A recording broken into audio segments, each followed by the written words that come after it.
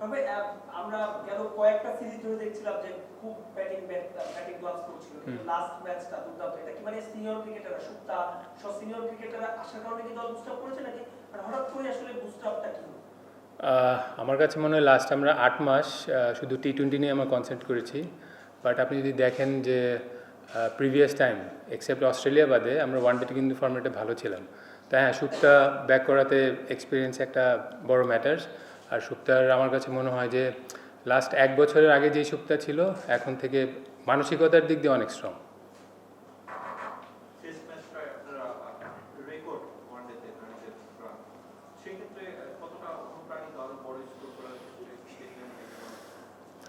সেটা তো অবশ্যই যে আমরা একটা অনেক বড় গ্যাপ দেওয়ার পরে আমরা ওয়ানডে খেলতেছি, 250+ ফার্স্ট টাইম।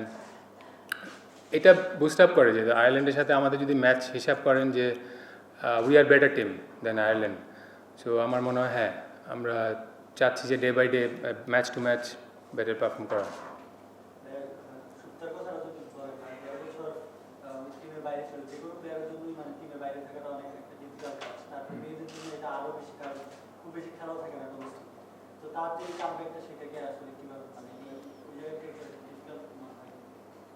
ডিফিকাল্ট আমার কাছে মনে হয় Supta very hard working girl. আমার কাছে মনে হয় ও যে প্র্যাকটিসের প্যাটার্ন ওর আগে থেকেও ভালো ছিল, যে ও সালাউদ্দিন ভাইয়ের কাছে সবসময় ওর নার্সিংয়ে ছিল।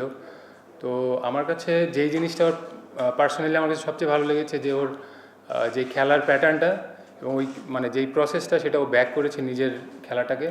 সো সেইটার জন্য হয়তো আমার কাছে মনে হয় মানসিকভাবেও অনেক অনেক বেটার আমার কাছে মনে হয় এখন। সচরাচর হয় কি আমরা ওয়ানডে বা টি-20 তে অনেক বেশি ডট বল খেলি, কিন্তু এই সিরিজে শুরুটা বেশ ভালো হয়েছে। তো প্লেয়ারদের মাইন্ডসেটটা কি থাকে যে তারা ক্রিকেটে গিয়ে কি করবে? আপনি তো ব্যাটিং, আপনি তাদেরকে আলাদা কি প্ল্যান দেন? আপনি যদি দেখে থাকেন, হ্যাঁ আমাদের মেয়েদের ক্রিকেটে ডট বল হবে এটা, এবং এই টাইপের উইকেটে ডট বলের রেশিওটা হওয়াটাই স্বাভাবিক। বাট একটা পজিটিভ দিকও আমার বলতে হবে যে আমরা কিন্তু ওই যে 252 রেকর্ডের মধ্যেও কিন্তু আরেকটা রেকর্ড যে আমরা ফার্স্ট টাইম 27 বাউন্ডারি মেরেছি। তো এইটা কিন্তু ধরেন আপনার একটা আমাদের বড় টিমের সাথে কিন্তু ডিফারেন্সটা হয়ে যায় যে ডট বলের রেশিওটা হচ্ছে ওদেরও ডট বল থাকে বাট ওরা বাউন্ডারিটা বেশি মারে। বাট এই বাউন্ডারিটা অপশনটা আমাদের এখন বাড়ছে।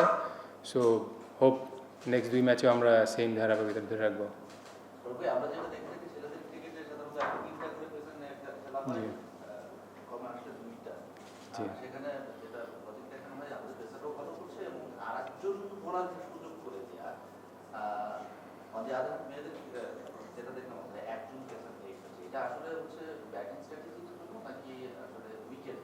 আমার অনেক কন্ডিশনের জন্য এটা আমাদের ডিসিশনটা নেওয়া হয়। আর যেহেতু আমরা স্পিনটা স্ট্রং, আর এখন আয়ারল্যান্ডের মেয়েরা স্বাভাবিক ওরা পেসটাই ভালো ক্রিকেট খেলে, তো স্পিনটা আমাদের কন্ডিশনে ওরাও তো স্ট্রাগল করছে, সেটা হয়তো আপনারা লাস্ট ম্যাচে দেখেছেন। হ্যাঁ, হয়তো যদি ভালো ট্র্যাক বা স্পোর্টিং ট্র্যাক হয় হয়তো আমরা চিন্তা করবো অদূর ভবিষ্যতে যে পেস বোলার দুইটা নিয়ে খেলার।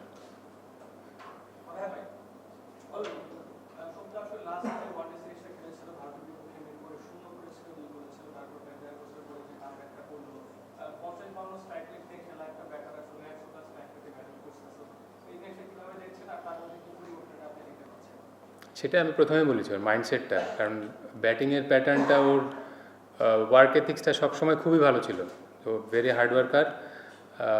হ্যাঁ, মেয়েদের ক্রিকেটে এই ধরনের ইনিংস আসলে খুব একটা আমাদের বাংলাদেশে খুব একটা দেখা যায় না। আর এটা ভালো লাগতেছে যে আগে আপনারা সবসময় বলতেন আমরা একজনের উপরেই ডিপেন্ডেন্ট, বাট আমরা এখন মনে হচ্ছে যে সবাই কেপেবল ফর স্কোরিং রানস।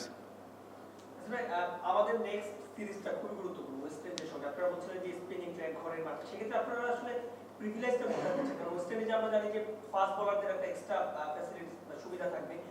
সেক্ষেত্রে উইকেটটা আপনারা আসলে মানে ফোকাসটা দিচ্ছেন কি পরবর্তী 2 ম্যাচের 4 পয়েন্ট, নাকি ওয়েস্ট ইন্ডিজের সঙ্গে যেহেতু পরের সিরিজ আছে শেষ 2-1 ম্যাচে আপনারা চাইবেন যে পেস বা বাউন্স করতে? 4 পয়েন্ট না, আমার হিসাব করতে মনে হয় কালকের জন্য 2 পয়েন্টটা ইম্পর্টেন্ট। সো ওয়েস্ট ইন্ডিজেরটা তো জানুয়ারিতে, এখনও আলটিমেটলি ওইভাবে চিন্তা এখনও আমরা করিনি। তো এই সিরিজটা শেষে হয়তো আমরা প্ল্যানটা ওরকমভাবে সাজাবো যে ওয়েস্ট ইন্ডিজে গেলে কী ধরনের কন্ডিশন থাকে, ওই কন্ডিশনের উপরে ডিপেন্ড করে ওই প্র্যাকটিসের প্যাটার্নটা ওরকম হবে।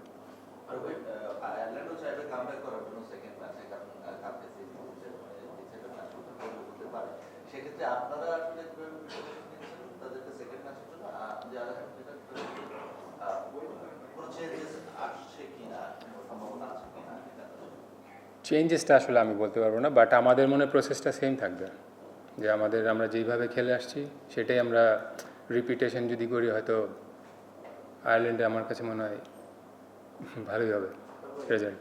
আমরা অনেক সময় দেখি যে অ্যাওয়ে সিরিজে স্কোয়াড 16 জন 17 জন অনেক সময় বেশি থাকে, তো ঘরের মাঠে ম্যাক্সিমাম সময় 15 জন থাকে। জি নতুন একটা মানে সমৃদ্ধি আছে যে দিলার আক্তার, জি, আসলে তিনি অনেকদিন পর ব্যাক করেছেন, তাহলে কোনো ইনজুরির কারণে নাকি আসলে ব্যাকআপ একটা এক্সট্রা? আমার মনে ব্যাকআপ একটা এক্সট্রা ইয়ের জন্য, এটা আসলে এটা আমারও বিষয় না, এটা তো সিলেকশন প্যানেল বলতে পারবে।